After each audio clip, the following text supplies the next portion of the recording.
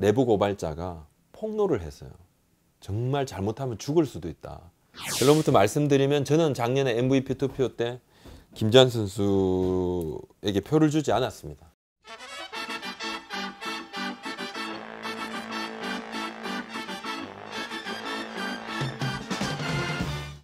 네, 이 갑자기 좀 즐겁지 못한 뉴스가 나와서 이 어린 선수들을 상대로 프로야구 선수 출신인 어린 야구 선수들의 가외 선생님이에요. 일종의 가외 선생님이 약물을 몰래 애들까지 속여가면서 약물을 투여를 하고, 그래서 자기는 1년 동안에 뭐 한 1억 6천만 원 정도를 챙겼다 해서 구속이 됐습니다. 구속이 돼. A씨인데 A씨 또는 뭐 이씨, 이모씨, 뭐 좀 이름이 다 좀 밝혀졌어요. 전 국민이 다 압니다. 다 알아요.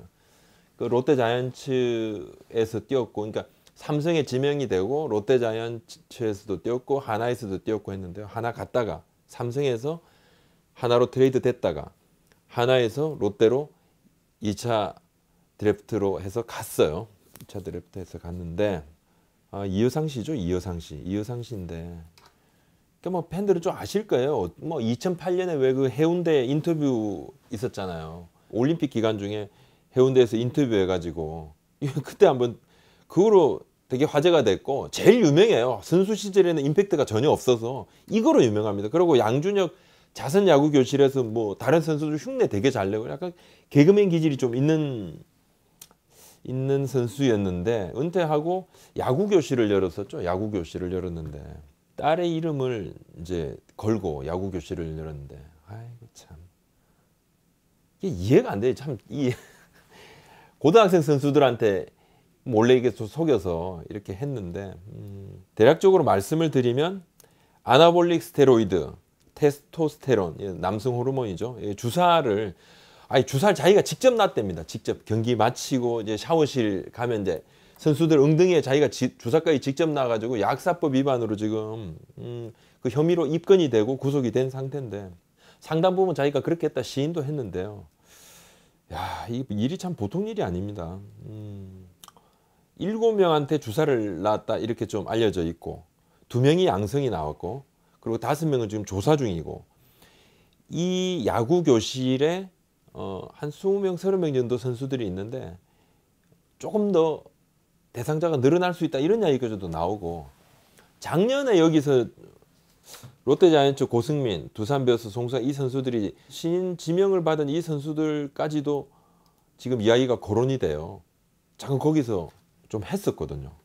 배웠거든요. 기본기 교육을 좀 배웠다 그러는데 야구를 가르쳐 주라고 그러니까 엉뚱한 짓을 해서. 근데 이 선수들은 뭐 아니다. 구단에서 절대 아니다 이렇게 이야기를 했는데 한 2가지 정도 한번 말씀을 한번 드려볼까 합니다. 이게 과연 이여상 씨만의 문제인가?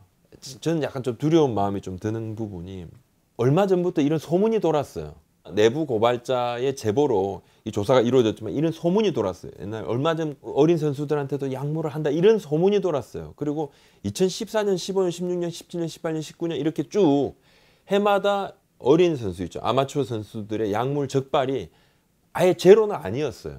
뭐 많이 나왔을 때 9명까지도 나왔었고, 그러니까 이게 좀 조직적으로 이런 것이 음성적으로 좀 있는 것이 아닌가, 이런 생각이 좀 들고, 그냥 알약을 뭐 영양제다 이렇게 알약 정도 먹는 게 아니고 주사를 이렇게 직접, 괜찮 주사는 우리도 어른들도 맞기 싫어하잖아요. 그러니까 학생들은 더 맞기 싫죠. 근데 야구 잘하게 해주는 주사다 이렇게 놓으면 이 학생들도 되게 의심도 한번 해보고 그랬을 건데 모르겠습니다. 일단 뭐 전혀 모르는 상태로 속아서 맞았다 그러니까 여러 가지 이건 좀 지금 논란이 좀 많이 있는 부분이다. 그래서 조사 중에 있어서 조금 더 봐야 될 것 같고, 식약처에서 조사를 해 보니까 이런 점 조직들이 꽤 있다는 거예요. 이게 단순하게 한 번 주사 맞는 게 아니더만요.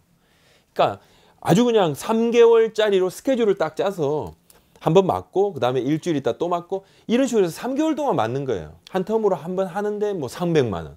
엄청 고가예요. 무슨 뭐 녹용 들어가면 보약도 아니고 이게 뭐 이런 게 뭐 산삼인가? 말도 안 되는데.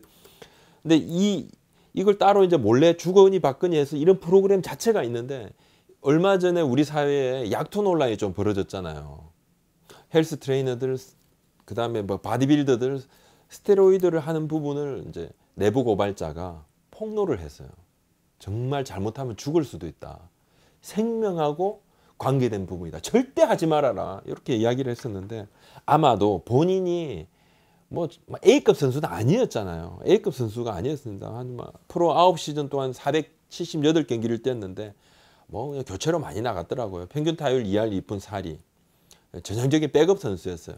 인지도가 없다 보니까 야구 교실을 열면서 뭔가 좀 욕심을 냈던 것 같아요.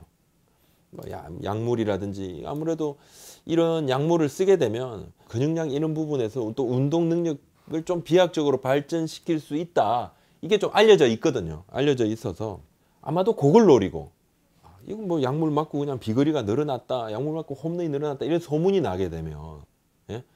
야구 교실로 선수들이 막 몰려들 거 아닙니까? 이게 아마도 그런 부분을 좀 노린 것 같아요. 어제는 이제 프로야구 선수협에서도 뭐 성명서를 발표했고 또 한국 은퇴선수협회에서도 성명서를 발표했고 뭐 있을 수도 없는 일이 벌어졌고 굉장히 이건 뭐 엄단해야 된다 이렇게 이야기를 나왔습니다. 사실 지금 이 선수들에 대한 부분 징계 부분은 아직도 결론이 안 났지만은 4년간은 자격 정지가 되거든요.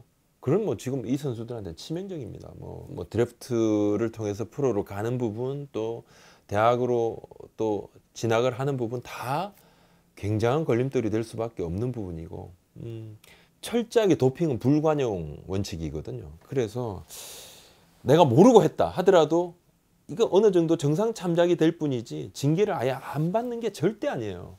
일단 학생들은 전혀 모르고 했다 이렇게 또 주장을 하고 있고 학부모님들도 세상에 프로에서 9시즌이나 뛴 사람이 그런 걸 몰랐겠느냐. 기본적인 도핑 그런 부분은 지식이 있을 거고 아무 문제 없고 이건 불법적인 것이 아니다 했기 때문에 허락을 한 거다. 이렇게 지금 이야기들을 하고 있거든요. 사실 이렇게 좀 굉장히 억울한 측면이 있는 것만은 사실로 보입니다. 사실로 보입니다.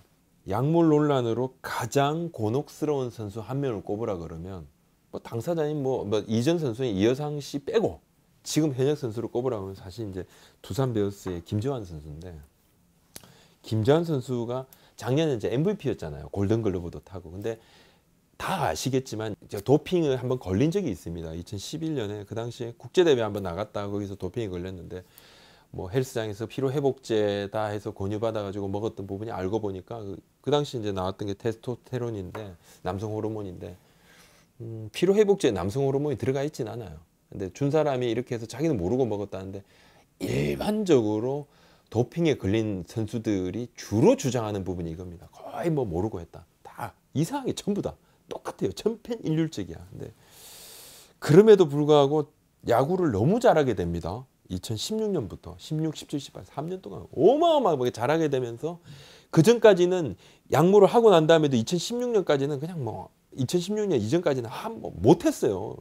2군에서 좀 잘하다가 1군 올라오면 그냥 뭐 여름 오면 그냥 약을 먹어도 저렇게밖에 못하느냐 이렇게 하니까 신경도 안 썼던 거야 팬들이. 근데 갑자기 너무 잘하니까 이거 뭐 어떻게 된 거야.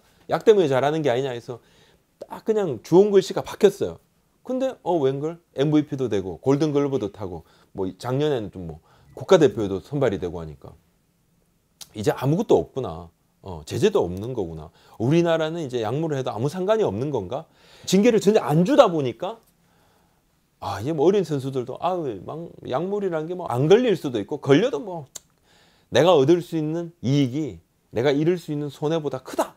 이러니까 한다. 흔한 말로 불법 스포츠 도박을 관장하는 그런 사람들이 있잖아요. 이 사람들이 잡히면 뭐 6개월 뭐 감방을 가든 뭐 1년의 감방을 가든 수십억을 버니까 그런 거 내가 그냥 간다. 벌금 몇 천만 원 낸다.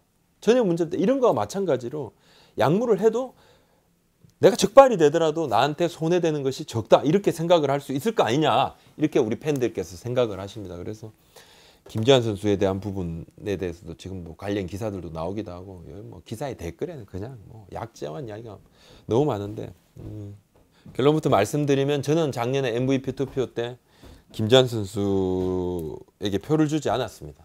표를 주지 않았고 기사도 썼어요.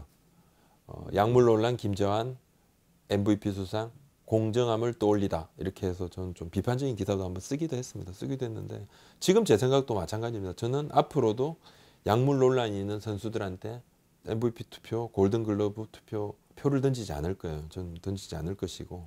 근데 한번 요 말씀 한번 드려보겠습니다. 많은 기자들이 전부 다 김지환 선수의 그 당시에 8년 전에 약물을 했던 부분이 뭐 이제는 면죄부를 받아도 된다 이렇게 생각하는 건 절대 아닙니다. 작년에 투표에 유효 투표가 111표였는데 이 가운데 1위 표가 51, 2위 표가 12개, 3위 표가 8개, 4위 표가 2, 5위 표가 3장이 났는데 총 표를 1순위부터 5순위까지라도 표를 준 사람은 76명이었어요. 그러니까 아예 안 준 사람이 35명이나 있었던 거예요. 저는 그 부분도 한번 좀 헤아려 주십사 이런 말씀도 좀 드립니다. 그러니까 홈런왕이고 타점왕이고 뭐 그냥 압도적인 시즌을 보냈잖아요. 그냥 잠실 홈런왕이지 않습니까? 김지환 선수가 작년에. 그런데도 1순위부터 5순위까지 하나 표를 아예 안 준 기자들도 35명 있었다. 이렇게 말씀을 드리고요. 메이저리그도 지금 뭐 로즈 클레멘스, 뭐 베리 본저 이런 선수들이 명예의 전당에 들어가지 못하고 있죠. 명예의 전당은 10년 이상 야구 기자를 한 전미 야구기자협회 소속 400명 정도 되는 기자들이 은퇴한 지 5년이 지난 선수들을 대상으로 투표를 해서 75% 이상을 받으면 명예의 전당에 헌액이 됩니다. 뭐 올해 이제 마리아노 리베라 같은 경우는 100% 찬성을 받아서 들어갔는데, 그렇지만 뭐 아주 퍼센테이지가 5%인지 뭐 이 정도 미만으로 아주 낮게 나오면 그해 바로 그냥 자격이 박탈돼요. 박찬호 씨 같은 경우는 뭐 첫 해에 자격이 박탈이 되면 그 다음부터는 10년 동안 이렇게 계속 투표권이 주어지거든요. 은퇴 이후 5년 동안 10년 동안은 투표권이 쭉 쥐어집니다. 근데 한번 자격이 박탈되면 그 다음에는 투표권이 없어져요. 근데 그렇게 됐는데 글쎄요. 로즈 클레멘스하고 베리 본즈가 올해 59%를 받았더라고요. 지금 계속 퍼센테이지가 높아지고 있습니다. 메이저리그 중. 그러니까 뭐 메이저리그는 약물에 엄단하는 분위기가 있으니까 그냥 절대 안 돼 하지만 그게 아니라 한 60% 정도 되는 사람 기자들은 지금 표를 준 거예요. 명예의 전당 가도 된다라고. 하지만 이제 그 15%가 덜 됐기 때문에 안 됐거든요. 근데 이 선수들은 클레멘스랑 베리 본즈는 22년까지 3번 정도 더 남았습니다. 지금 찬스가 남아 있는데 계속 높아지고 있어서 그때쯤이면 명예의 전당이 헌액이 될 수도 있지 않을까? 이런 이야기도 나온다 그래요. 2005년에 메이저리그에 이제 약물 규정이 생겼는데 그 메이저리그의 많은 기자들이 야구 기자들이 상당수가 규정이 생기기 전에는 진짜 혼란의 시대다. 막 넣어도 놔도 막 할 때다. 그러니까 뭐 일단 생기고 난 다음에 한 건 굉장히 엄중해야 되지만 그 부분은 그래도 약간 좀 익스큐즈 해줄 수 있다. 이렇게 좀 생각하는 그런 일부의 의견들이 있는 것 같아요. 상당히 많은 의견들이 좀 있는 것 같아요. 우리 최지만 선수 같은 경우도 사실 뭐 2014년에 약물 때문에 50경기 마이너리그에서 50경기 출전 정지를 받은 적이 있습니다. 뭐 본인은 뭐 실수였다 그랬고 뭐 이렇게 이야기를 했는데 아까 제가 말씀드렸죠. 약물에 적발된 선수들은 다 실수라 그래요. 내가 뭐 경기력을 높이기 위해서 이렇게 했다. 절대 그러지 않습니다. 뭐 하나의 최진현 선수 마찬가지입니다. 뭐 진가병 마찬가지입니다. 박명환 마찬가지입니다. 다 그랬어요. 전원이 그랬어요. 네, 그렇기 때문에 아무튼 걱정은 걱정인데 저는 이 부분이 조금 충격인데 어린 선수들한테 이렇게 했다는 것도 충격이지만 정말 시스템화해서 이걸 시도를 했다는 것도 굉장한 충격이에요. 그래서 더 있을 수도 있다. 이것이 합리적인 의심 아닌가 이렇게 봐져요. 그래서 지금 어린 선수들에 대해 가지고 드래프트 선수들은 전체는 못하더라도 대상 선수의 일부에 대해서 도핑을 한다 그러는데 검사를 한다는데 한 번 하는데 뭐 30만 원, 50만 원 비용이 든다는데 KBO도 전수조사는 힘들고 무작위 조사를 하겠다 그러는데 사실 너무 어린 선수들의 전수조사는 차지하고 지금 우리 현역으로 뛰고 있는 선수들의 전수조사도 지금 우리 못하고 있거든요. 안 했어요. 한 번도 전수조사를 한 적이 없습니다.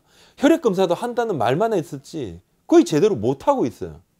인원 부족도 있고 그래서 지금 소변검사인데 소변검사도 몇 번 이렇게 무작위로 하는데 랜덤으로 하는데 몇 번 나오면 선수들이 엄청 싫어요. 경기 마치고 소변검사 하는데 도핑이 소변을 또 검사관이 따라가서 이제 한단 말이에요. 절대 누구한테 먼저 하겠다 말을 안 해주기 때문에 정말 랜덤이고 바로 그 자리에서 바로 하기 때문에 다들 싫어해요. 그 부분에 대해서 선수들이 좀 싫어하니까 직원들도 거기에 대해서 선수들 눈치를 보고 있고 지금은 한번 이런 걸 우리가 깨끗하게 한번 털고 가려면 전수조사를 해야 됩니다. 혈액검사 조사도 해야 되고 완벽하게 해야지만 시도를 안 하게 돼요.